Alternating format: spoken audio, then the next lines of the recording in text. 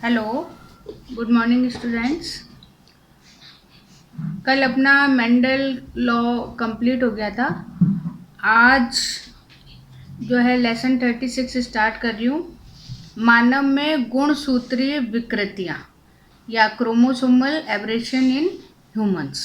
अब जैसे आप लोगों को पता ही है कि जो ह्यूमन सेल है उनमें 46 क्रोमोसोम्स हैं, और ये जो 46 क्रोमोसोम्स हैं इनके नंबर अगर चेंज हो जाते हैं या इनकी स्ट्रक्चर में चेंज हो जाता है तो वहाँ पर जो है कुछ कैरेक्टर्स हमें अलग दिखाई देते हैं। तो ये जो है इसी की आज अपन दोनों जो है नंबर का यहाँ पर अपन करेंगे, और स्ट्रक्चरल जो चेंज होगा वो अपन नेक्स्ट चैप्टर में करेंगे।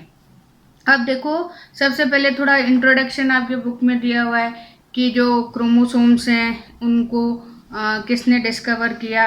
तो 1848 में हॉफ मिस्टर इन्होंने इसको डिस्कवर किया था, लेकिन इसको नाम और इसकी जो स्ट्रक्चर है वो स्ट्रक्चर 1888 में वर्ल्डेयर ने दी थी। तो इस तरीके से थोड़ी सी इसमें वो दी हुई है पूरा डिस्कवरी और थोड़ी सी हिस्ट्री क्रोमोसोम्स की। फिर उसके बाद है टाइप्स ऑफ क्रोमोसोम्स। अब टाइप्स ऑफ क्रोमोसोम में आप अगर देखो तो हमारे पास में 3 टाइप्स हैं। अगर क्रोमोसोम्स को देखो तो 3 टाइप्स आपके बुक में दिए हुए हैं।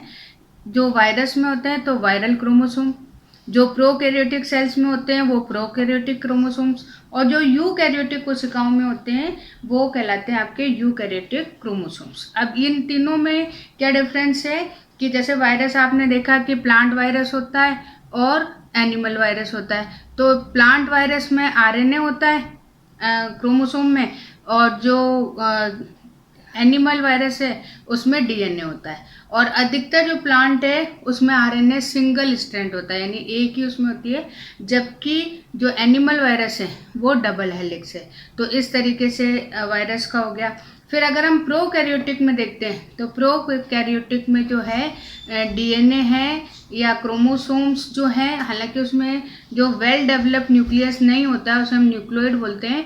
तो वहाँ पे जो डीएनए या क्रोमेटिन है वो एक मास के रूप में होता है, और लीनियर भी हो सकता है, रेखीय भी हो सकता है, और सर्कुलर भी हो सकता है, वर्तुल भी हो सकता है। तो इस तरीके से जो है पाया जाता है। फिर उसके बाद में हमारे पास में जो हाईली डेवलप्ड सेल्स है यूकैरियोटिक सेल्स, तो इनमें जो क्रोमोसोम्स हैं वो क्रोमोसोम्स हाईली डेवलप्ड होते हैं, न्यूक्लियस में पैक होते हैं, केंद्रक के अंदर होते हैं। नंबर ऑफ क्रोमोसोम होता है वो अकॉर्डिंग टू ऑर्गेनिज्म फिक्स होता है। जैसे ह्यूमन है तो 46 है तो है, में कम ज़्यादा होगा तो प्रॉब्लम्स आएंगी। तो इस तरीके से जो क्रोमोसोम्स जो है 3 तरीके के हो गए आपके, वायरल हो गए, प्रोकैरियोटिक हो गए, और यूकैरियोटिक हो गए। अब अपन जो है क्योंकि अपना जो चैप्टर है वो ह्यूमन से रिलेटेड है, तो सबसे पहले अपन डिस्कस करेंगे कि ह्यूमन क्रोमोसोम्स। अब ह्यूमन क्रोमोसोम्स कल भी मैंने आपको बताया था कि अपने पास में 46 क्रोमोसोम्स हैं। 46 को अगर अपन करते हैं तो 23 पेयर्स, और 23 पेयर्स में से 22 पेयर्स हैं वो ऑटोसोम्स हैं, यानी कि जितनी हमारी वेजिटेटिव या जितनी हमारी कायिक जो संरचनाएं हैं, देह की जो संरचना है, उनको कंट्रोल करने के लिए तो हमारे पास में 22 पेयर यानी 44 क्रोमोसोम्स है। लेकिन एक जो पेयर है जिसे हम बोलते हैं सेक्स क्रोमोसोम, और वो सेक्स क्रोमोसोम या लिंग क्रोमोसोम है वो हमारी सेक्स को कंट्रोल करता है। यानी कि अगर फीमेल है तो XX क्रोमोसोम होगा, और अगर मेल है तो XY क्रोमोसोम्स होंगे। तो इस तरीके से जो है यहाँ पर अगर ह्यूमन को करते हैं तो सेक्स डिटर्मिनेशन में जो X है वो XX है तो फीमेल है, और XY है तो वो कहलाता है मेल का। तो यहाँ पर यही 46 क्रोमोसोम्स हैं, इन्हीं से रिलेटेड अभी अपन थोड़ी सी प्रॉब्लम्स डिस्कस करेंगे। तो सबसे पहले अपने पास में जो ऑटोसोम्स हैं, जो 44 अपने पास क्रोमोसोम्स हैं, उन 44 क्रोमोसोम्स से रिलेटेड अगर कोई किसी तरह की दिक्कत है तो उनसे अगर रिलेटेड है तो उसे अपन क्या बोलते हैं, ऑटोसोमल एबनॉर्मलिटीज। ठीक है, और उसमें सबसे पहला अपने पास में है डाउन सिंड्रोम। मैं आपको इसकी फोटो भी भेज रही हूँ, कैरेक्टर भी भेज रही हूँ, आप देखिए इसमें कि डाउन सिंड्रोम किस कारण होता है कि 21 यानी जो 21वां गुणसूत्र है वो गुणसूत्र, अब क्योंकि अगर आप पेयर देखते हो तो पेयर में कितने होने चाहिए, 2, तो 2 की जगह यहाँ पर कितने हो गए, 3, तो एक क्रोमोसोम यहाँ पर बढ़ गया। तो हम ये देखते हैं कि इसे अपन वैसे ट्राइसोमी बोलते हैं कि एक क्रोमोसोम बढ़ गया और उसके बढ़ने से जो है शरीर से ही, जैसे ये बच्चे हैं, अगर मान लीजिए कोई ग्रुप है तो उस ग्रुप में अगर कोई किसी के सिर का आकार बिल्कुल बड़ा हो, आंखें बिल्कुल बाहर निकली हुई हो, तो अपने को वैसे ही समझ आ जाता है कि, और थोड़ा सा दिमाग से भी काम नहीं, तो वो जो है वो कहलाते हैं मंदबुद्धि बच्चे, और उनमें जो है ये डाउन सिंड्रोम प्रेजेंट होता है। तो उनको देखने से ही पता लग जाता है कि इनमें डाउन सिंड्रोम है। फिर इसका एक नाम और है मैंगोलिज्म मीन्स जो मंगोल लोग थे उनकी थोड़ी सी बॉडी स्ट्रक्चर इसी तरीके की थी। मैं फोटो भी आपको भेजूँ तो ये थोड़ा मंगोल की तरह लगता है, इसलिए इसका एक नाम और क्या रख दिया, मैंगोलिज्म। तो यहाँ पर अगर हम क्रोमोसोम नंबर देख रहे हैं तो 47 है। क्यों है, क्योंकि 21 का जो पेयर है वो 2 की जगह कितने में चेंज हो गया, 3 में चेंज हो गया।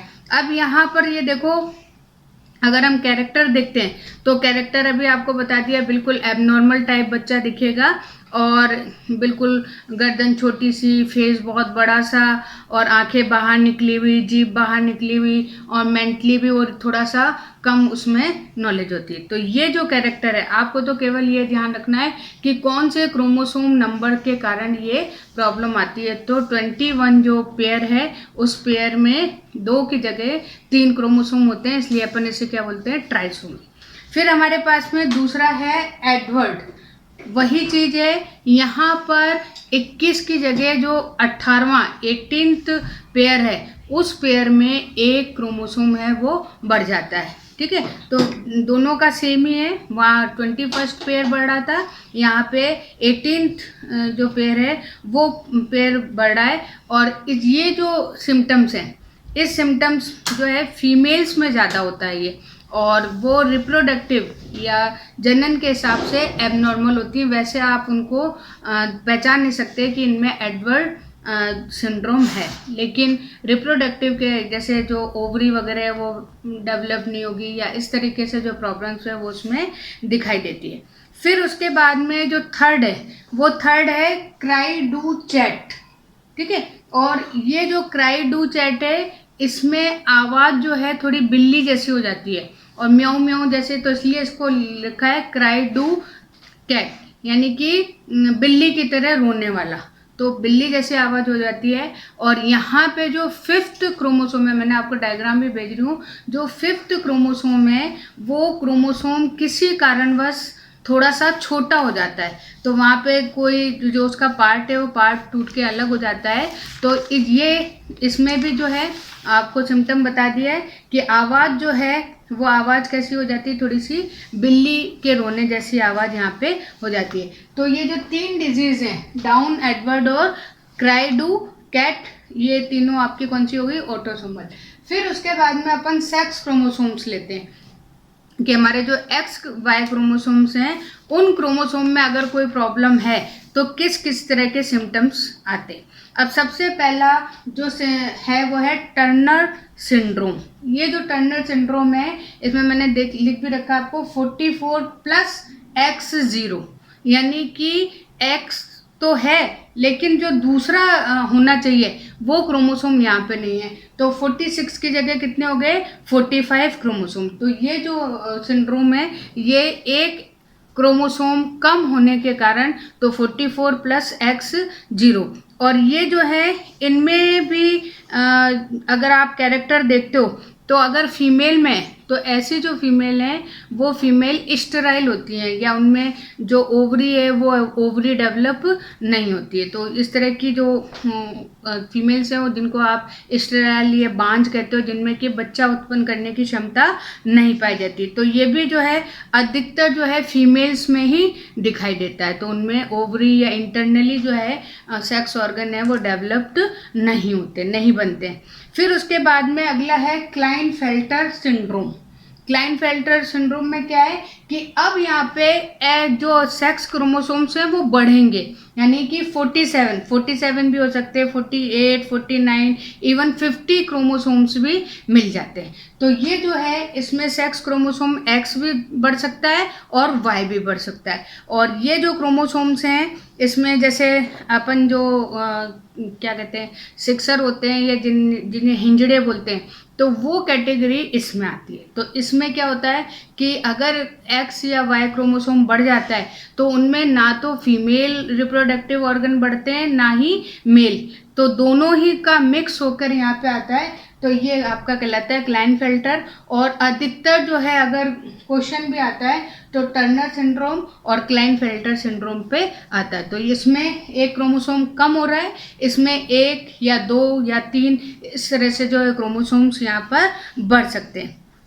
अब यहाँ पे देखो अगला, हालांकि आपके बुक में वैसे ही दे रखा है लेकिन मैंने उसको नाम अलग से दे दिया, सुपर फीमेल और सुपर मेल।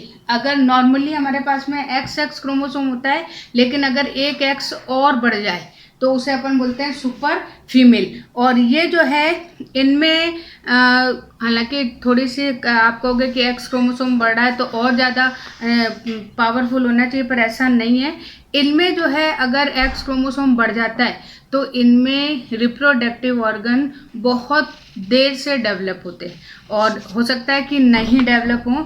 तो ये वाली जो फीमेल्स होती हैं, ये फीमेल्स भी क्या होती हैं, स्टेराइल या बांझ हो सकती हैं। फिर उसके बाद में उसी तरीके जैसे सुपर फीमेल है वैसे सुपर मेल है। तो यहाँ पे भी क्या है कि वैसे XY होना चाहिए, लेकिन यहाँ पे एक Y की जगह एक और Y या एक 2 Y हैं वो बढ़ सकते हैं। तो यहाँ पे 44 प्लस XYY, तो ये जो है 47 क्रोमोसोम्स हो गए। तो इस तरीके से जो है यहाँ पे क्रोमोसोम्स बढ़ जाते हैं। और यहाँ ये जो मेल होते हैं ये मेल भी स्टेराइल होते हैं, प्लस जो है इनकी ग्रोथ बहुत, जैसे वहाँ पे तो मैं आपको सुपर फीमेल में कह रही हूँ कि कम होती है, लेकिन यहाँ पर जो है इनकी बॉडी बिल्डिंग बहुत ज़्यादा बढ़ जाती है और लंबाई है वो भी बढ़ जाती है। प्लस क्योंकि ये थोड़े से आप मेंटली तो ये क्या होते हैं थोड़े से कम होते हैं, लेकिन इनमें दूसरी तरीके की हीन भावना मान लो या कुछ मान लो,